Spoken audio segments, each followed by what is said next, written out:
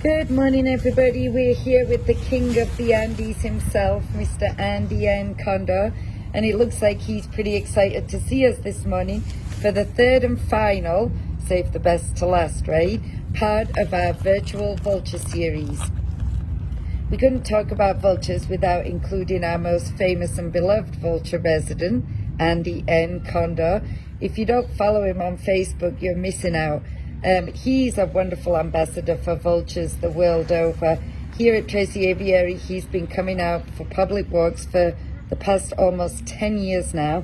And as far as I know, he's the only Andean condor to do this. He has an incredible nature, gentle and calm, just a real easygoing guy. We're quite comfortable having him within feet of people, whether they're 2 or 92 years old, and everyone adores him. It's just an honor and a privilege to be out with him and see the effect that he has on people. Just a much loved individual, as well he deserves.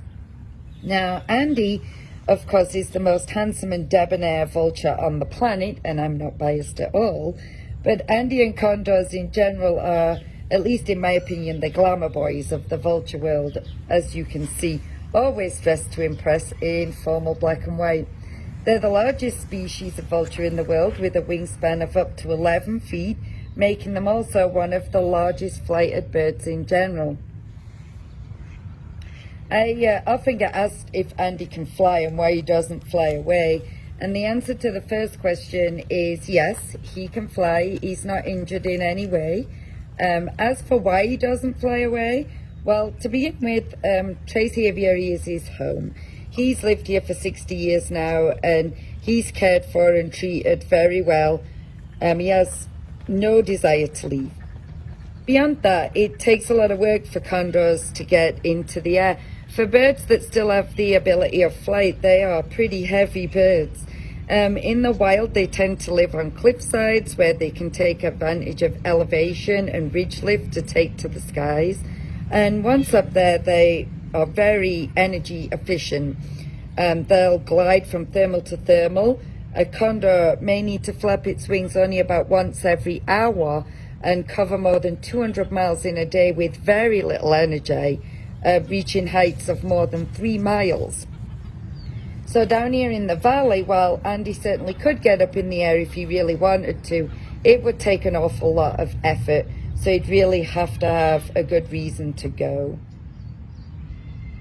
And a fun fact about Andean condors, while we're so up close with Andy here, that fleshy comb on the top of his head, which is called a caruncle, is an attribute that only male Andean condors have.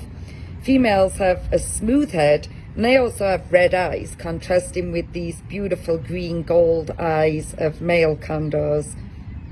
So you can tell male and female condors apart just by looking at them. But here's the really fun part. That caruncle is present at hatching. So when Andy here popped out of his egg 60 years ago, he had a tiny little caruncle on his head, and they knew he was a boy right off the bat. Now, there are 2 species of condor in the world. The Andean condor, like Andy here, found in South America, and the California condor, found here in North America. Andy hatched at San Diego Zoo in 1959, and he's been here at Tracy Aviary since he was a year old. So I sometimes joke that due to where he hatched, while he's not a California condor, he is a Californian condor. The story of the California condor recovery is one of my all-time favorite conservation stories. At one time, these birds were down to only 22 individuals left in the world, literally on the brink of extinction. But through human intervention, although still considered critically endangered, there are now more than 500 individual California condors in the world. In fact, milestone chick number 1000 just hatched right here in Utah in Zion National Park last spring. So some great news there for California condors. Andean condors, like Andy here, played a role in the recovery and reintroduction of their California cousins. So a lot of information learned through through breeding and managing Andean condors was applied to the breeding and management of California condors, but also in the introduction period itself. I would have loved to have seen this. In the late 1980s, Andean condors were released into California and later recovered to test if it was safe for the more rare California condors to be released out there. So if you can imagine that, at one time, residents of California got to see Andean condors soaring over their state. And it was successful. As I said, the story of the California condor recovery is one of my favorite conservation success stories, because it proves that no matter how dire a situation can seem, and 22 individuals left is pretty dire, if we care enough to make a difference, we really do have the power to do so. And here is one of the great loves of my life. He is truly one in a million bird. He's as good-natured as he is handsome.